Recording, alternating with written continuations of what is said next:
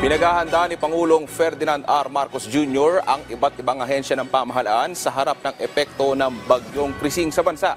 Department of Social Welfare and Development tiniyak naman ang agarang pagtugon sa mga mangangailangan nating kababayan. Si Kenneth Pasyente sa sentro ng Balita Live. Kenneth? Yes, Daniel, mahigpit na pinatututukan ni Pangulong Ferdinand R. Marcos Jr. sa mga kinaukulang ahensya ng gobyerno ang lagay ng bansa sa harap ng banta ng Tropical Depression Krising. Ayon kay PCO Undersecretary at Palace Press Officer Attorney Claire Castro, nagbaba na ng direktiba ang Pangulo sa iba't ibang ahensya ng pamahalaan. Atas niya sa mga ito, maging alerto. Kabilang sa naging direktiba ng Chief Executive ay ang pagsasagawa ng Pre-Disaster Risk Assessment sa NDRRMC, kasabay ang pag-activate nito sa Emergency Operations Center. Kasama na rin dyan ang utos at ang palagiang paglalabas ng mga impormasyon ukol sa sama ng panahon upang matiyak na maaabisuhan ang mga lugar na posibleng maapektuhan. May continuous weather monitoring and provisions of weather updates to all stakeholders. Pati po ang DILG, ang DSWD ay naka-alerta na po patungkol po dito. Katunayan, nakataas na sa Blue Alert status ang DSWD. Ibig sabihin, Daniel, tutok ito sa sitwasyon sa iba't ibang panig ng bansa upang matiyak ang agarang paghahatid ng kinakailangang tulong sa mga nangangailangan.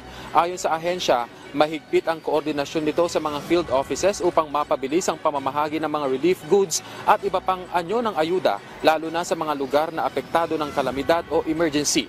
Tiniyak ng DSWD na nakahanda itong tumugon anumang oras para suportahan ang mga komunidad sa oras ng pangangailangan. Samantala, Daniel, inanunsyo na rin ng Malacanang na itinalaga na ni Pangulong Ferdinand R. Marcos Jr. si Attorney Francis Saturnino Juan bilang bagong chairperson ng Energy Regulatory Commission o ERC.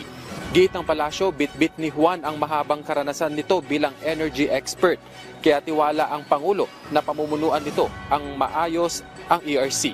He has played a key role in operationalizing the wholesale electricity spot market, advocating consumer protection, and promoting renewable energy development through tariff reforms.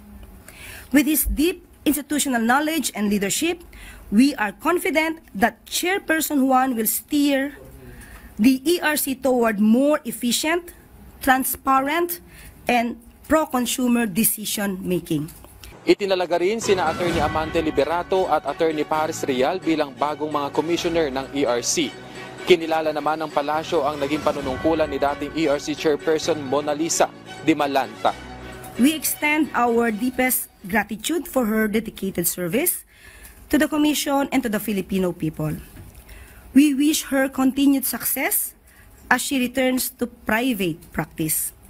At yan na muna ang huling balita mula rito sa Palasyo ng Malacanang. Balik sa iyo, Daniel. Maraming salamat, Kenneth Pasyente.